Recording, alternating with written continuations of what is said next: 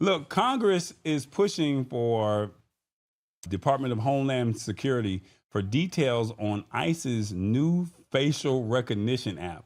There's a new app, y'all, and this is crazy. It's called the Fortify app, and I can't make this up. ICE is literally taking a picture of you, and it will literally scan its databases. And if you have a warrant for your arrest, or if you're an illegal, undocumented person, you're going to get detained. This is what they're doing. It's really messed up. I don't even know how you can even stop it, because local police and local law enforcement agencies are saying we're not going to get involved, but that still does not stop, federal agents coming into your local municipalities, right? It does not stop them. So they're not getting involved. Local police aren't, but federal agents are still in your local community or in a community near you. And they're just literally pulling out their phone and they're taking pictures and they're like, oh, you're illegal. Oh, you got a warrant and we're going to just take you away. Congress is pressing the Department of Homeland Security for some detailed answers about a new ICE facial recognition app called Mobile Fortify. This app is using facial and fingerprint scans out in the field, away from the border, and tapping into an array of government databases. And we're talking about over 200 million images. And this is crazy because what they're doing is they're taking the people who have TSA Pre-Check. If you have your mugshot, if you go into the DMV and get your license, they're literally pulling all of those images from those databases.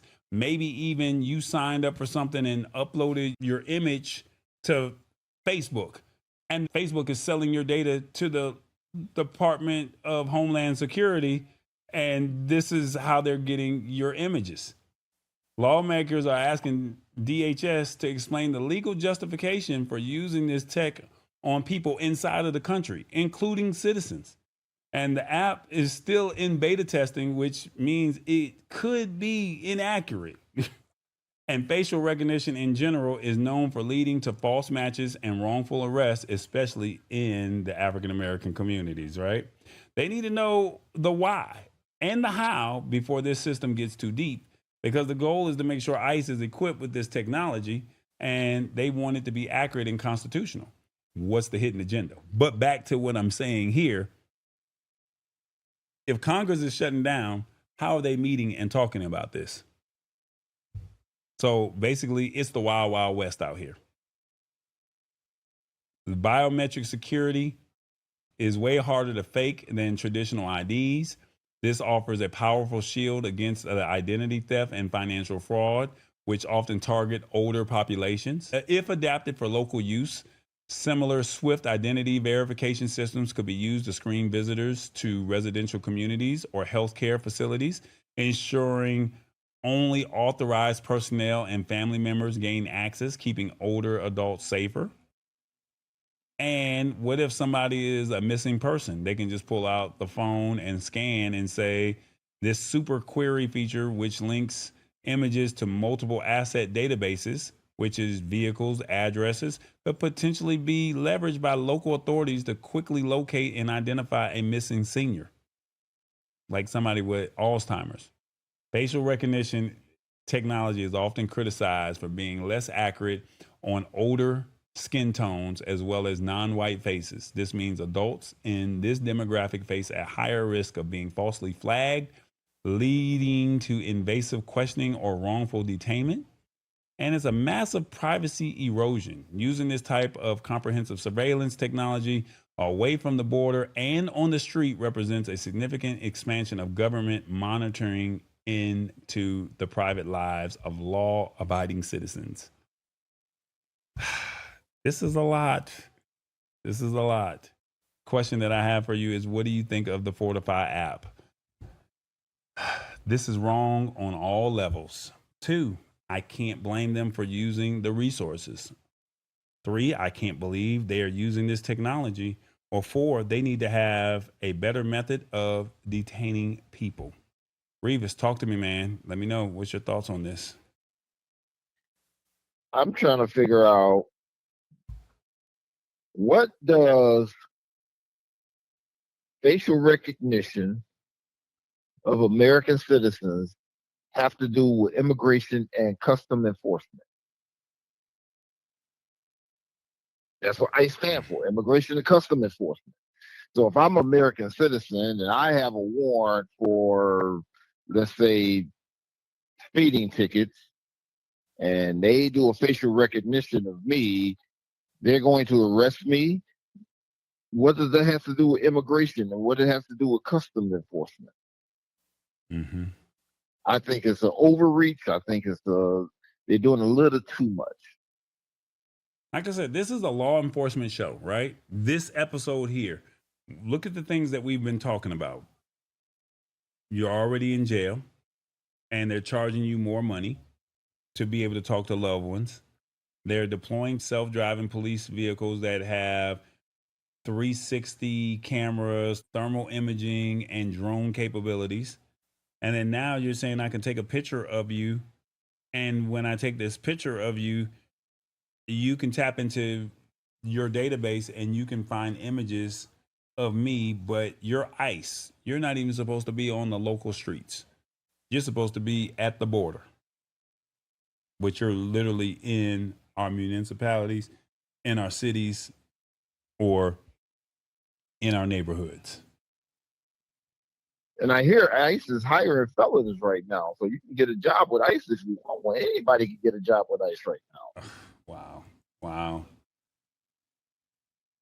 But I do like the app for facial recognition and all that kind of stuff, because I might decide that I'm going to have me a girlfriend sometime here, and if I do happen to have one, I like to know if she's a serial killer or not.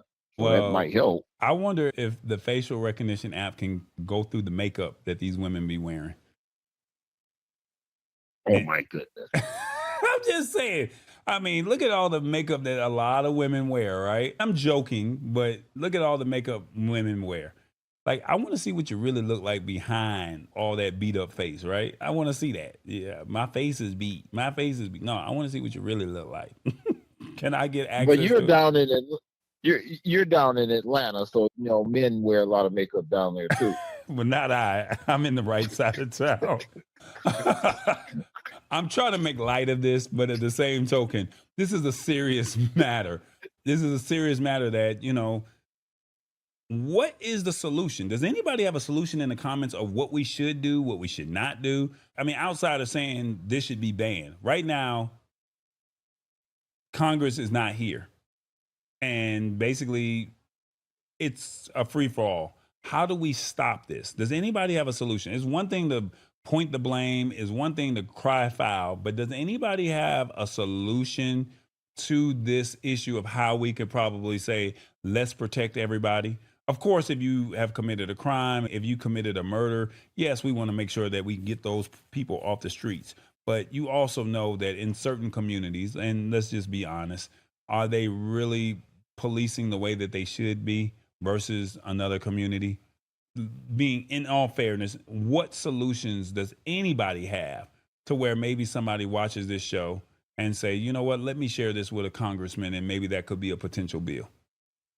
Maybe we can stop this. I mean, when does the madness stop? We need solutions. It's one thing to point the finger and say this is wrong and this is, we're crying a foul, but what's the actual solution to this? It sounds like you're trying to make us all stay in the house. If you just stay in the house, you don't have to worry about it. Stay in the house? So basically, stay in the house. That's the solution. So basically, you're saying, hey, do everything with, and they did this with COVID, right? Stay in the house. Right. You're familiar with Amazon. You're familiar with Instacart and DoorDash. There's no reason to leave the house. You have internet. And you're good to go. That's basically what you're saying. And they've already proven that it can be done, but then people want to be outside. Yeah, people want to be outside, but it's safer to stay in the house. Because not only do you have to worry about thugs and criminals, you have to worry about the so-called non-thugs and criminals, the people that's supposed to be protecting you, that may happen to be flying above your head, taking facial recognition and following you. So we're turning into a surveillance state. So the best thing to do to not be surveilled is to stay in the house. Yeah. This week, they had a strip club in Texas where ICE came in and raided the strip club, and they were taking the women out. And it was like, man, they even getting the female strippers out of Texas, shall we say. And it was like, I don't know if any of those facial recognition phones were used, or I just saw a quick video, it was no more than 45 seconds of basically everybody was sitting down and they were just shuttling the women out of the strip club. And it's like, at what point do you feel comfortable going outside knowing that you're going to probably get harassed based off of you trying to have your entertainment, your fun, and you can't go out and do what you need to do? Mm-hmm. Ooh, I'm glad I wasn't in Texas, man. Jeez. Lisa Maria says, I pay too much rent to be spending money outside. Okay. It's the Lab Tech Show. Join us Wednesdays at 8 p.m. Eastern at thelabtechshow.com. Embrace it or get left behind. Alrighty then.